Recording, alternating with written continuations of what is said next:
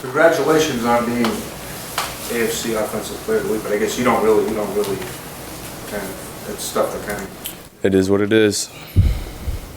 Do you care at all about those kind of things, or No, not really.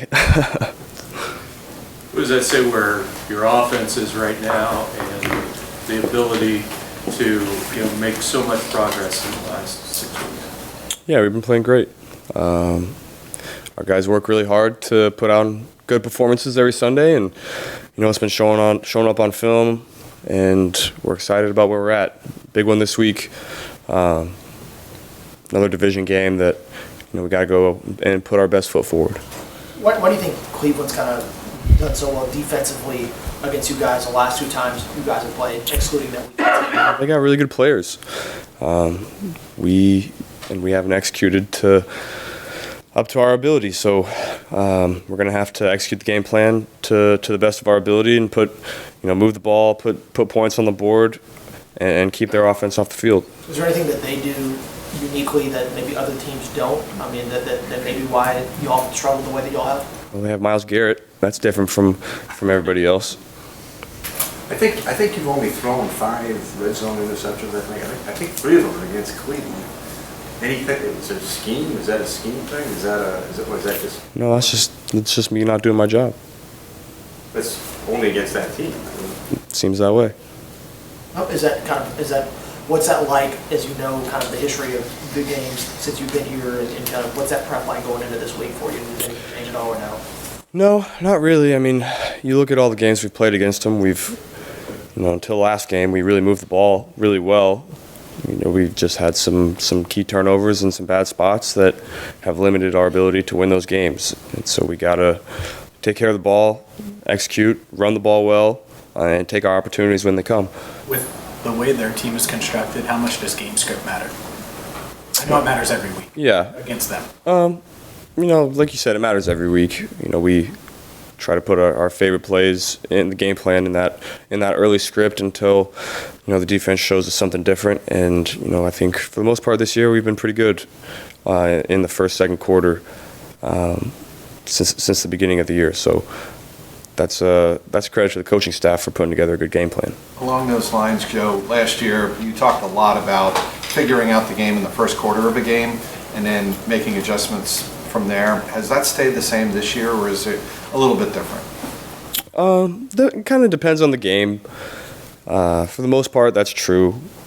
Teams are still playing us a little differently, so you always have to be ready to make your adjustments on the fly, which we've been really good at. We got smart players and great coaches that make those adjustments in game that have allowed us to move the ball and score. How important is it not to force things while you're making those adjustments and force something that's not there? How important is it to stay away from those? Yeah, you always got to get a feel for the game before you like to be explosive early in the game, and we have the guys that can do that, but you also want to get a feel for it and see how they're playing you and see where you can make those opportunities. Where do you feel like the offensive line's at now compared to when y'all played Cleveland in Week 8? I mean, they're playing better than just about everybody in the league. They've been dominant the last couple of weeks, and that's exciting to see. How does that kind of adjust as you maybe now have more time in the pocket? It's probably a little bit better for you. How do you adjust the way you go through reads and progressions, knowing that you're going to maybe get that extra half second or full second that you didn't have earlier in the season? Kind of depends on the spot. I'm going to continue to play the game the way that I play, and I'm going to get the ball out quickly and find my running backs when they're there, and I'll just try to distribute the ball to the open guy, and then the way that they're playing, maybe I can extend some plays that maybe I couldn't have in the past. Joe, there was a former Chiefs player who said this Bengals team right now is better than the team we faced last year. A lot of that is growth with this team, but also for you, you're playing at a really high level. How do you feel like you have grown the most? I know the year's not over, but just this year from last year, where have you grown the most? I think just overall, I'm playing the game faster. I'm finding the checkdowns quickly when I need to, and that's allowing them to, turn those checkdowns into 7-8 yard plays that are keeping us on schedule. And then I think we've done a really good job of taking advantage of the opportunities that we do get. We don't get a ton just because of how our guys on the outside And when you get one-on-ones, you got to take advantage of them, and I think we've done that. There's been a lot of film breakdown from the 3rd and 11 play against the Chiefs that won you guys the game on Sunday. Your vision stands out, obviously. I know you've always been good at that, but is that something even this year, dealing with the Tampa 2 and everything, that has improved along the way, just the way you're seeing defenses? I think I'm just an overall better player.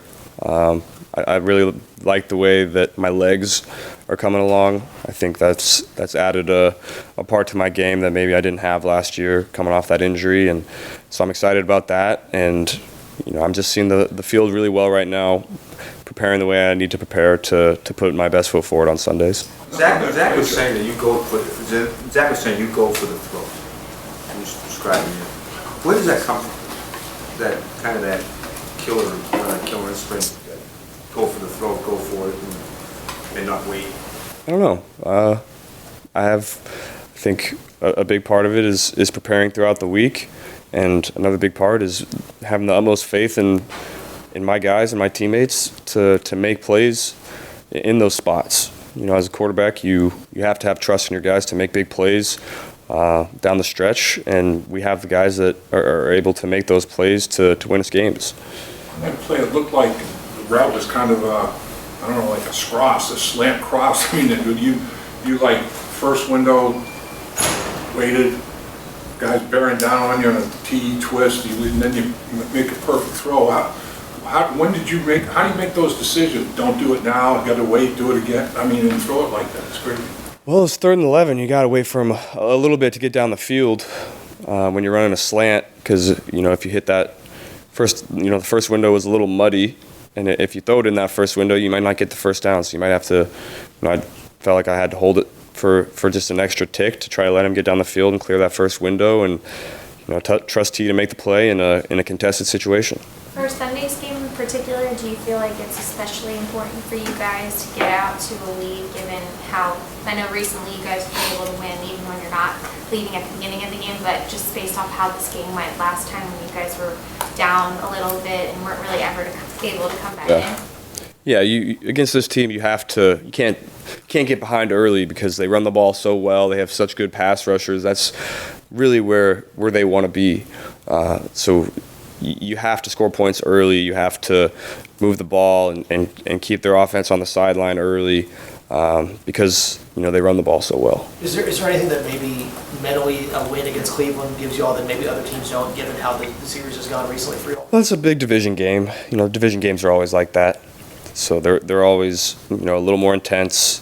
You always focus on them a little bit more just because of the history and how many times you play these guys every year. How much personally do you want to win over Cleveland, because that's the one team you haven't beaten? Yeah, I mean we need one, and not just because it's Cleveland, but because it's the next game, and you try to go 1-0 each week.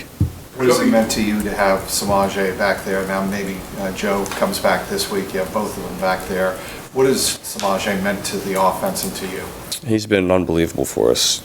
Turning, if there's nothing there in the run, he still gets us 3, and that doesn't sound like a lot, but that means everything. Is when you're staying ahead of the chains, and he's great with the check downs, getting you 6 or 7 or 8, getting first downs after contact. He's just been so good for us, and I'm so happy that he's made the most of this opportunity. How valuable is it going to be to have Mixon and P-Ryan and have that two-headed monster with the way P-Ryan's playing right now? Yeah, it's always great to have a guy like Joe back. He's going to run really hard and make the most out of his opportunities. Yeah, we probably talked about this before, but I'm forgetting. Denzel Ward, what is your relationship like with him? I got a great relationship with Denzel. We were in the same class at Ohio State coming out of high school, and so I love Denzel. I've been around him a long time. He's a great player. Always fun talking with him during and after the games. So I'm looking forward to seeing him. So we asked you about, obviously, the team wanting to win this game, you wanting to beat the Browns. Is that one of those personal motivators that Denzel Ward has the edge over you, is going to talk trash to you, going to give you some kind of heck about it if they win again? No. Nothing like that. Me and Denzel, we love each other. It's not there's not a lot of trash talk going on between us on the field.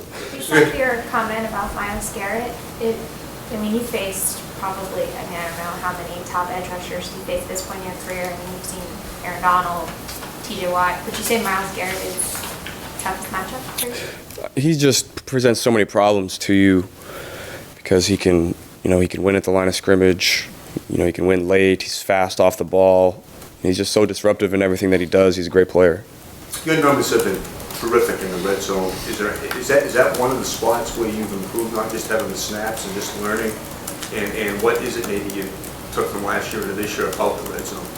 I thought we were pretty good. Down the stretch last year we weren't great, but we started off the season last year really, really good. We were top 5 in the league, I think. And we have great game plan every week for the red zone. We have receivers that make contested plays.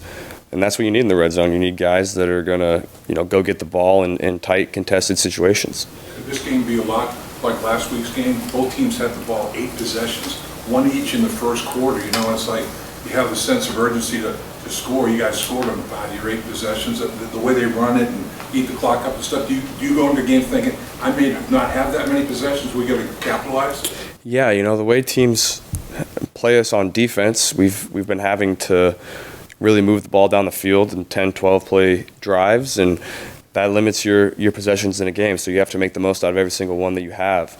And, the urgency to get points on every drive is elevated in games like this.